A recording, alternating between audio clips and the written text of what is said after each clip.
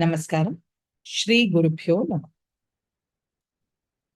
Shri Krishna Vagishayatīshvarabhyam Samprapta Chakrankana Bhashya Saram Shri Nutna Rangendra Yatau Samarpitasvam Shri Krishnamaryam Guruvarya Meede Virodhe Kartike Mase Shatatara Krutodayam Yogacharyam Krishnamaryam Guruvaryamaham Bhaje Krishna Suri Daya Patram Jnana Bhushanam Srimad Venkatanatharyam Vandeham Yoga Deshikam Shri Gurubhyo Namaha.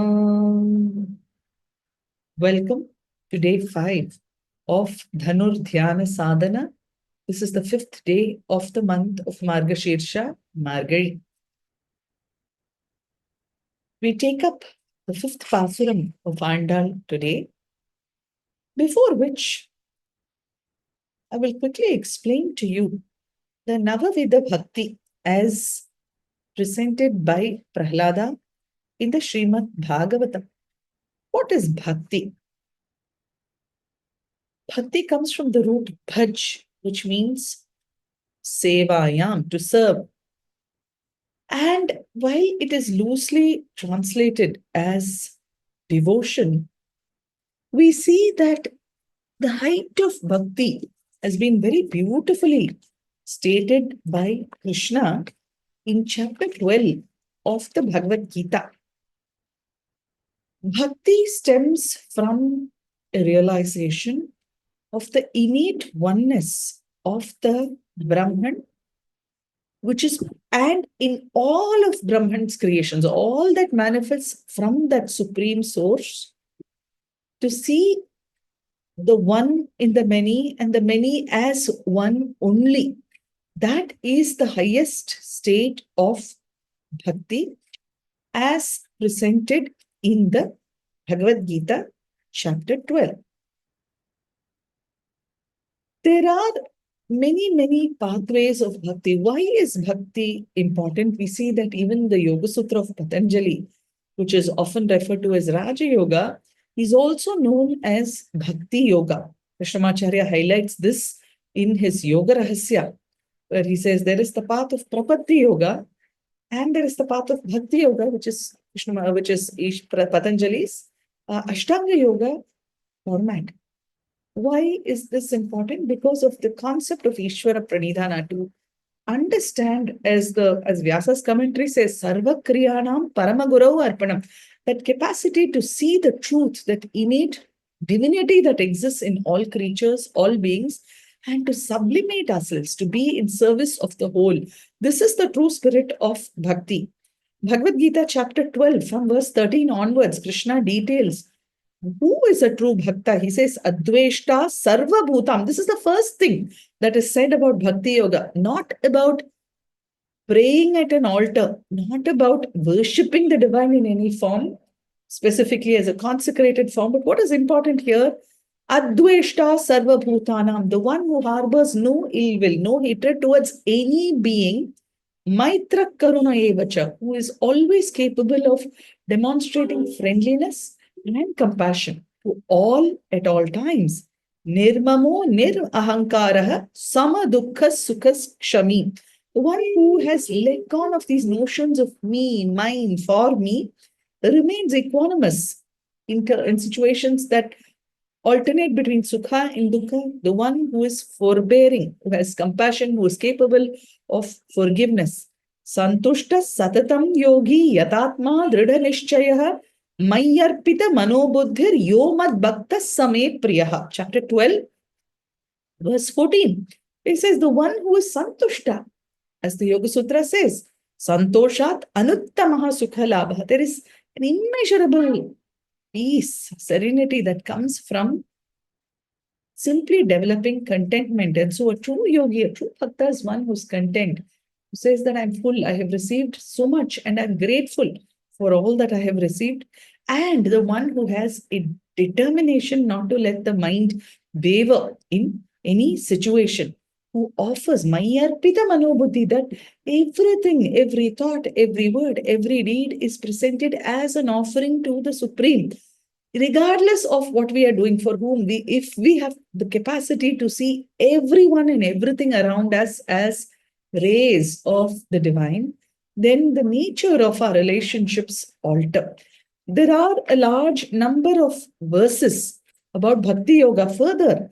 So verse 15 of chapter 12 says, Yasman no dvijate loka no dvijate chayaha, harsha marsha bhayo vegaihi, mukto yes sacha me priyaha. Krishna says, the one who's most dear to me as a bhakta is the one who lives, but as such a person lives, treads lightly, the one whose life and the choices that one makes causes no disturbance to anyone in the world, and who is not disturbed, perturbed, agitated by the world or the actions of others.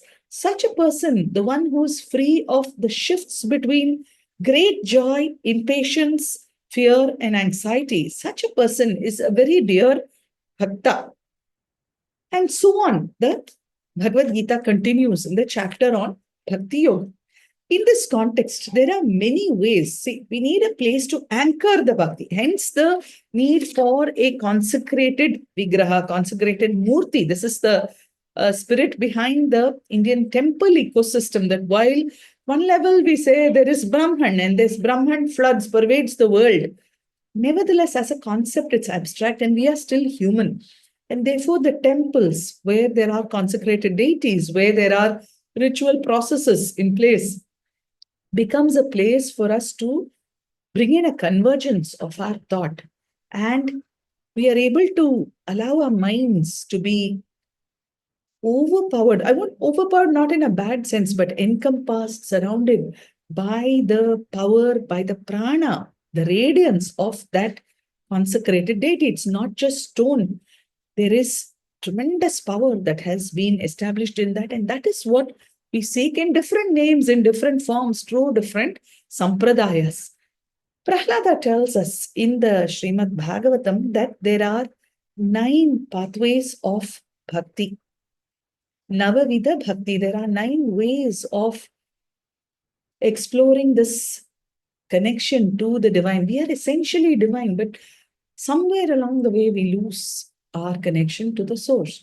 And we have to bring this back. We have to reinstill this connection. He shows us 9 pathways. Shravanam, listening to the names of the divine. Kirtanam, to sing of the divine, to you constantly chant the names of the divine. What the name is doesn't matter, because every tradition gives us different names, different forms. But at core, all the truths merge into one, which is the truth of the Brahman. Smaranam, to remember the stories that we've heard of divine grace, of how that grace plays in our lives, of the magnificence of this universe that we are representing in as Brahman, as Ishvara.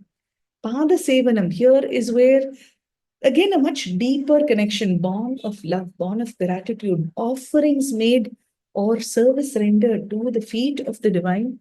Archanam, worshipping with flowers, fruits, various other things that you offer.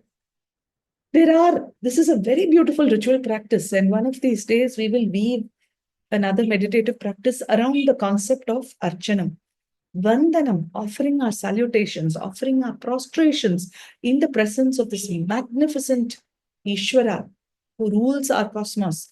Why Vandanam? Because in the act of prostrating, you bring your head down. And the more and more we bend forward, it is an increase of our own humility. As we bring the head down, we're letting the ego be sublimated, and we submit ourselves to the immeasurable power of what the universe has to bestow upon us. Dasyam, the bhava of servitude, of understanding the relationship of oneself to the divine, is that of one who offers service to a master, not out of compulsion, not out of force, not out of fear, but out of great joy and in great gratitude. Sakhyam, friendship, to see the divine as a friend, as a companion, as someone who walks along the path with us. This was a very unique relationship between Arjuna and Krishna. It is for that reason that Arjuna becomes the recipient of the timeless teachings of the Gita. Lastly, Atmanivedanam, absolute sublimation. This is pranidhana, absolute, total, continuous surrender without the slightest doubt. Now, there are many ways of linking to the divine. But the heart of bhakti is about what we hold in our hearts, the quality of our thoughts. And that becomes very important. I would like to reiterate that bhakti is not merely worshipping in a large scale manner, with grandeur, with ostentation. That is not bhakti. True bhakti lies in our capacity to see value, to see the divine in everything, to respect everything. However, without these notions of superiority, inferiority, not just people, value for resources. In the Indian tradition, in our sampradaya, even a piece of paper is not stepped on, a piece of paper or a book, because we believe that here what is written are words that might give knowledge and you don't trample on it. So there is a tradition of holding everything that has been received with an attitude of deep gratitude, reverence, to cherish and to hold as caretakers. This truly is bhakti, and when we inculcate it, you realize that as we serve the whole, through that we are sublimating ourselves to the divine. In fact, there are many, many proverbs you could say that says that Manushya Seva is Mahesha Seva, that the best way of serving the divine, of moving in a path of religious belief and commitment, is in offering our service to make ourselves useful, resourceful, so that in the act of living, we carry others along with us. And the preliminary for that, as outlined in the Navavidha Bhakti of Prahlada, is first develop capacity to listen. Because what we are listening to very often is cacophony. But the names of the Lord are divine, most beautiful. Why are they beautiful? Because these are transformative. Every mantra, every stotra has the power to transform us from the inside out. And Shravanam, Kirtanam, Smaranam, these are the three aspects that we will explore in today's practice using the mantra Om Namo Narayanaya. We see that this idea of Kirtanam, while Andal does cover the Navavidha Bhakti in different ways in her pasurams, Kirtanam alone she speaks of 14 times. She says, let us sing the glory of the divine. And the fundamental way of doing that is simply chanting, reciting the names of the Supreme. The mantra we will use for today is Om Namo Narayanaya. Let us quickly look at the pasuram for today. Mayanai மண்ணு வடமதுரை மைந்தனை தூய பெருநீர் யமுனை துறைவனை ஆயர் குலத்தினில் தோன்றும் அணிவிளக்கை தாயை உடல் விளக்கம் செய்த தாமோதரனை தூயோமாய் வந்து நாம் தூமலர் தூவி தொழுது வாயினால் பாடி மனதினால் சிந்திக்க போய பிழையும் புகுதருவான் நின்றனவும் தீயினில் தூசாகும் செப்பேலோர் எம்பாவாய். Here, it's a very beautiful pasuram. First, she praises the river Yamuna. There are many, many such beautiful stories. She praises Yamuna as a pure river. Why? Because when Vasudeva was taking baby Krishna from Kamsa's jail to Gokulam, where Krishna is fostered by Nanda and Yashoda, Yamuna parts to give way in the pouring rain. On the other hand, there's a very interesting story here when Rama, in the Rama Avatara, seeks the help of the river Godavari. He pleads with the Godavari to show him the paths that Sita was taken on. Out of fear for Ravana, she doesn't answer, and therefore she was cursed to be devoid of any purity or sanctity. And there is a story that says that when Bhuma Devi, when Lord Sriman Narayana's consort Bhudevi descended to earth as Andal, she was given the name Goda. And it is upon her birth, and when she was named Goda, that only she was cursed that only when Bhudevi descended to earth as Goda would Godavari be freed from the curse that had been placed on her. And this is a very beautiful story. Behind the story of why Andal is also named as Goda or Goda Devi. Tayai Kudal Vilakkam Seida Damodaranai speaks to a very beautiful story of how Krishna was tied up by Yashoda. As he was stealing butter, she wanted to punish him by tying him up to a large mortar stone. She was unable to do so as the length of rope kept falling short. Finally, she surrendered, at which time Krishna yielded and she was able to tie him up, hence the name Damodara. The one Dama is the rope, Udara is the waist. And we see that here she says, Vayinal Padi Manadinal Sindika. We have to sing, we have to chant, we have to recite the Nama, the divine, because why there are these ideas in our tradition. We say, while Bhagavan is indeed great, what is greater is Bhagavan Nama. We have so many Kirtana traditions, whether all the saints, the poets have all sung in glory because it is through music that we can transcend the limitations of our mind. And here we see that in the Thiruppavai alone 14 times out of 30 pasuram she says Padi. And it is believed, the Bhagavatam says that in the Kali Yuga, the present times that we are living, we are not suited, we are ineligible for the rigorous practices of sadhana. We are incapable of following even basic yama and niyama. And so the Bhagavatam says, Kalau Sankirtaya Keshavam. Here in the Kali Yuga, it is by singing through musicality that we are able to overcome what limits us, what darkens our heart, and our hearts blossom up in love. That is the power of music. Further, she says, Tu malar tuvi tolud, speaks of the archana. We will do a practice with this idea of offering flowers subsequently. But what is also very interesting is in the time of Margari, this month, across South India, very, very early in the mornings, the road, the pathway outside homes is fully washed. Very beautiful rice flower designs are created. They're known as Rangoli, Kolam in Tamil.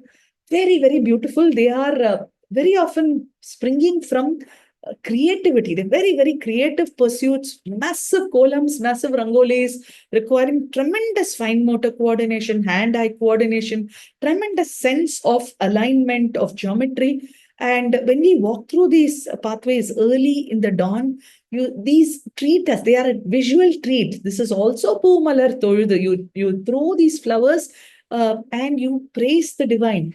And why is this significant? Because this is a time, this month of the year is a time when it is believed that very early in the morning, the ozone layer is much more accessible to us.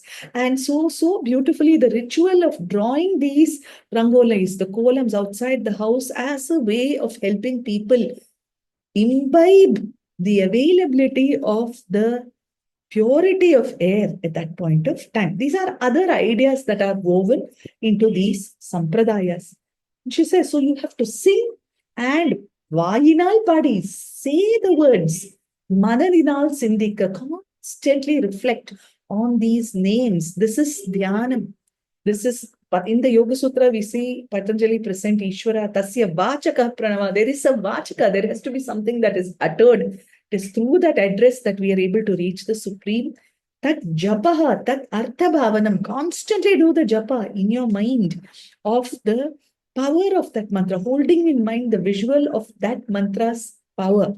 And so today we will focus on this. Further, she says, Poya Piyayum Pugudaruvan Nindranavum.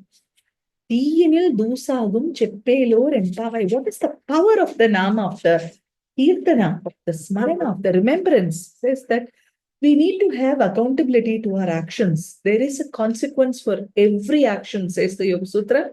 And so when we observe this vrata, when we chant the names of the divine, Oya Pidayam, all that has accumulated as toxicity, as a burden of karma from the past, and will be removed. And not only that, it also acts as protection so that in future we don't commit any transgressions, that we live mindfully, and all residual the residual papa, the taints that remain on our mind when we do actions that are inappropriate, when we behave inappropriately, it leaves behind very bitter aftertaste. And she says, like a ball of cotton, eenil dusagum, simply as cotton is engulfed in fire and burnt to ashes, like that, the negativity of our mind, whether it's coming from the past or whether it's our projections into the future, all of these are simply destroyed and you are purified from within. So, this is going to be the focus for our practice today. The mantra I am using is Om Namo Narayanaya. This is the very famous Narayana Ashtakshari. This is the mantra that Ramanuja gave to the world. His teacher given it to him in secrecy, explaining the power of this mantra. But Ramanujacharya says that this should not be a mantra that's just for me. The world needs to benefit from this. The story goes that he climbs to the Gopuram, the temple tower, and from there he chants this mantra for the benefit of all to learn and receive. So you have Om, which is one akshara, Namo, that's two, Narayanaya, five, 5 + 2 + 1, making it 8. This is a very, very potent mantra. The Narayana Mula Mantra, highly acclaimed. The more and more we recite it, it's considered to bring multiple benefits. Salutations to that Narayana. Who is Narayana? Naranam Ayanam, the one who is the final destination, the final refuge for whom? For all of us. The one who is the destination and who also marks the pathway. If you remember, the very first pasuram mandal says, Narayanane namakke parai taruvan. It is Narayana who shows us the path to that goal. And so for today's practice, we will use this mantra in our bhavana. I request you to be seated. Keep your back straight, eyes closed, chin down. Take a few deep breaths. I will chant. Please breathe in as I chant. Repeat the same mantra on your exhale. While the word Narayana essentially brings to our mind is evocative of Mahavishnu, truly the word Narayana represents anything that we consider a refuge, as a guidance, as light, as a safe place. So that could be your visual as you do this practice. Breathe in as I chant. When you breathe out, please repeat the chant. Om Namo Narayanaya. Please repeat. Om Namo Narayanaya. Om Namo Narayanaya. Chant. Om Namo Narayanaya.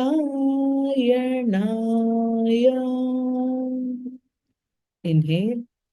Om Namo Narayanaya.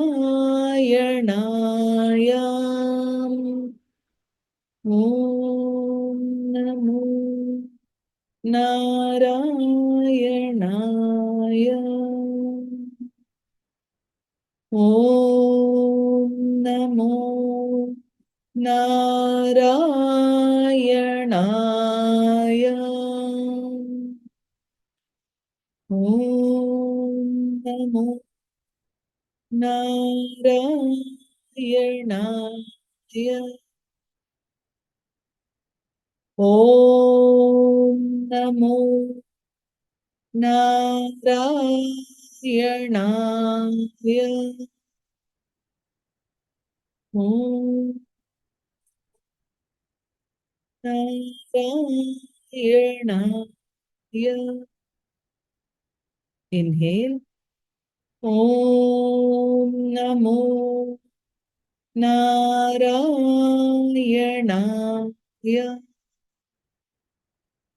Om Namo Narayana. Om Namo Narayana.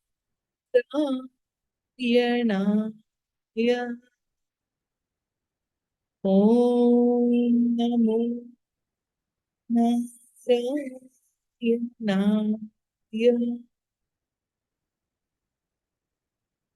Now we will do Karanyasam this way. Just watch my fingers. As you inhale, just roll the index finger from the base to the tip of the finger of the thumb. I will chant. As you chant, roll it back from the tip to the base. Then the thumb rolls up and down each of the fingers. I chant as you inhale. Repeat the chant as you exhale. We'll do this 5 times. Index on the thumb on each of the other fingers. On the inhale up, I will chant. On your exhale, as you chant, down. Place your palms open on your lap in front of you. As you do this, I will show you here on my hands. Eyes closed. Inhale. Om Namo Narayanaya. Chant. Om Namo Narayanaya. Inhale. Om Namo Narayanaya. Chant. Om Namo Narayanaya. Inhale. Om Namo Narayanaya. Om Namo Narayanaya. Om Namo Narayanaya. Om Namo Narayanaya.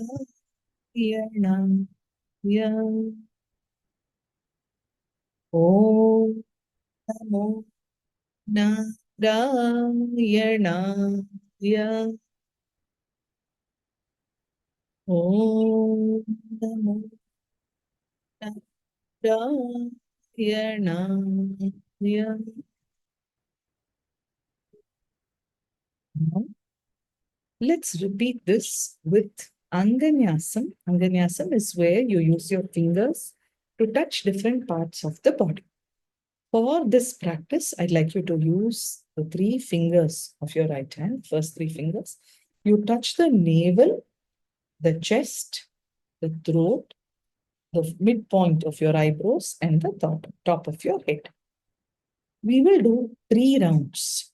1 round loudly, 1 round softly, 1 round mentally. I will chant. Keep chanting along with me. Simply visualize the power of this mantra, Om Namo Narayanaya. Just draw it into you. Let it resonate through every part of your body. These are the major midline structures: navel, chest, throat, forehead, top of the head. Simply visualize that mantra flowing in, moving into your body, healing you, nourishing you, filling you with joy, filling you with contentment, filling you with all that you seek. Hold this visual as you chant. Fingers on your navel. Please chant with me loudly. Om Namo Narayanaya. Touch the chest. Om Namo Narayanaya. Throat. Om Namo Narayanaaya. Forehead. Om Namo Narayanaya.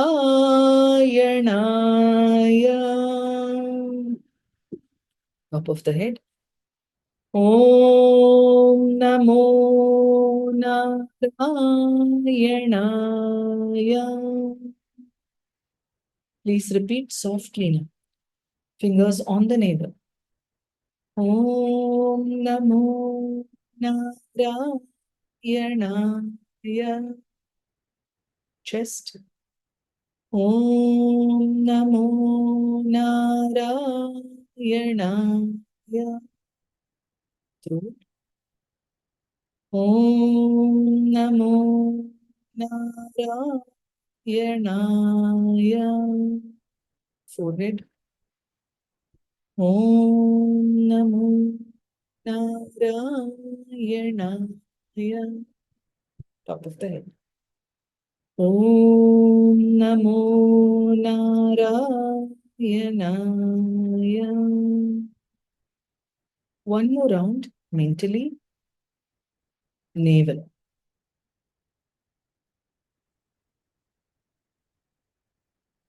Chest.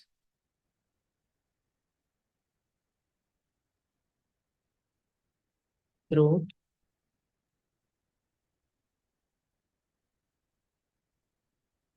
Forehead.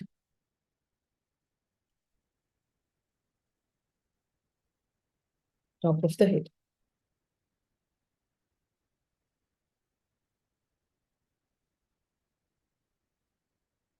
Let's take a few deep breaths. I'd like you to now have this visual of being on a sort of a boat or a raft, a very solid, sturdy boat or raft on a water body, not very turbulent. You're a little distance away from the shore. The boat is the mantra, Om Namo Narayanaya. You have to reach the shore. Naturally, there is the movement of the waves, of the wind, that might attempt to lead your boat away. This is what happens to our mind as well when we are in a state of turbulence. But our vision is very clearly fixed on the safe shore ahead of us, welcoming sands, beautiful palm trees in the background. The skies are clear, the sun is shining. This is a safe refuge. This is where we need to go. Use this mantra as your boat, and with every iteration of the mantra, visualize your boat leading you to the safe shore, towards the embrace of Narayana, to that haven of safety, the one who protects the entire universe. I will be chanting from the Narayana Upanishad. Where I stop after every line, please chant Om Namo Narayanaya. As you chant, move closer. Every iteration of your mantra, visualize, is moving you closer to that safe shore, little by little, little by little. And finally, we reach the feet of Narayana, the very source and the destination that we need to return to. I will be chanting from the Narayana Upanishad, also known as the Atharva Shiropanishad.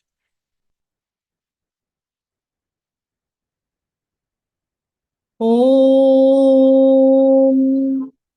Atha Nityo Narayanah.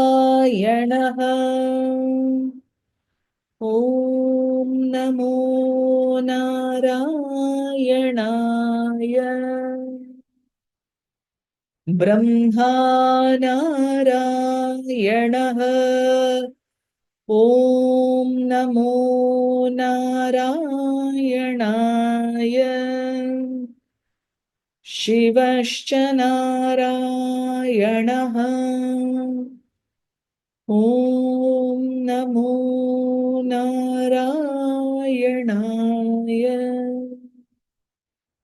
शक्रश्च नारायणः ॐ नमो नारायणाय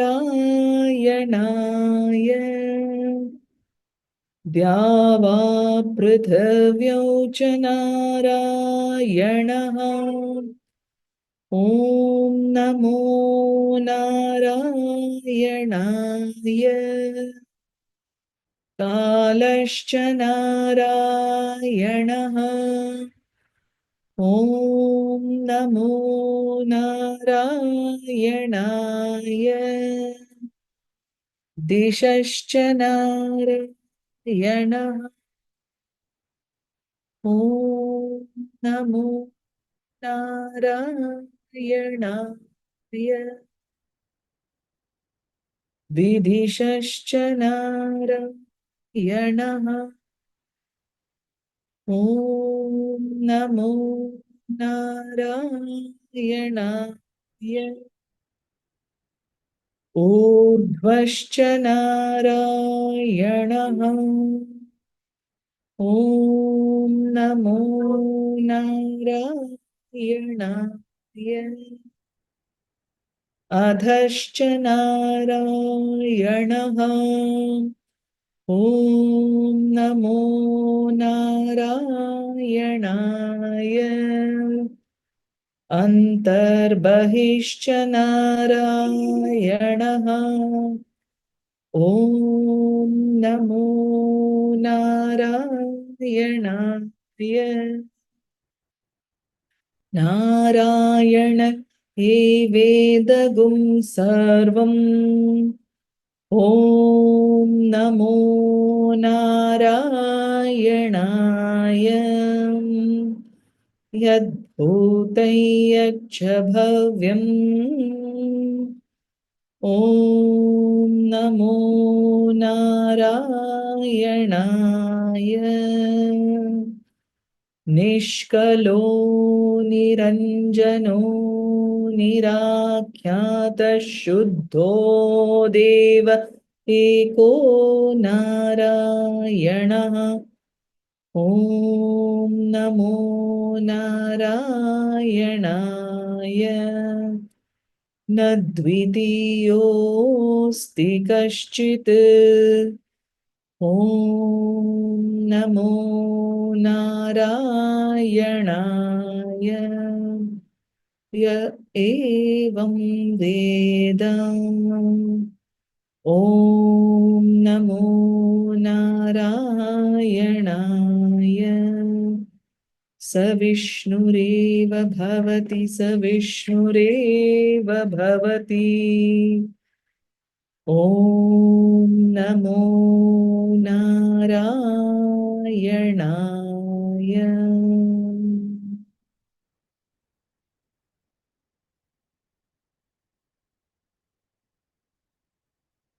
Just allow this mantra to resonate in your mind silently as you visualize your boat reaching its safe shore, being anchored there safely, comfortably, bringing you to a space of stability, space that encompasses you with serenity, with acceptance, that infuses in you new energy to face up to the challenges. Just stay with this visual for a few minutes as the mantra runs silently in your mind. As Andal says, Manadinal Sindhita, we have to keep that mantra going in our minds. As you could say, as the Adhara, as a background to all other activities. If we can allow this or any other mantra to run, to that extent, we gain the protection of the universe, of that divine Parabrahma all the time. Just a couple of minutes, just stay, let the mantra resonate in your mind.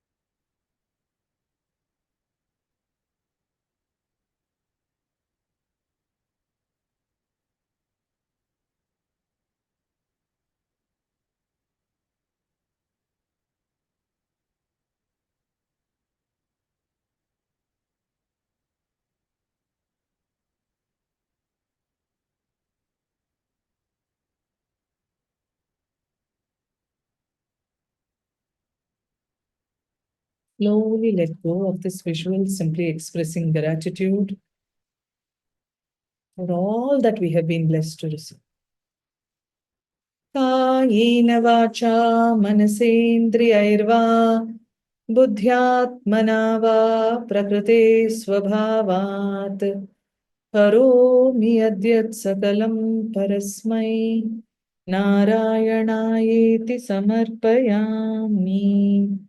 सर्वं श्रीकृष्णार्पणमस्तु. Thank you. Namaskaram.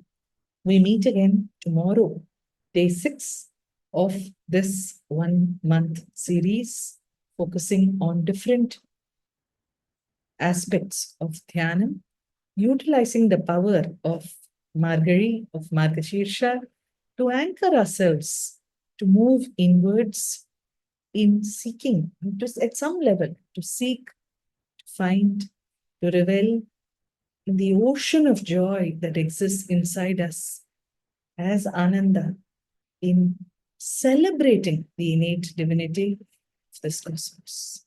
Thank you. We meet again very soon.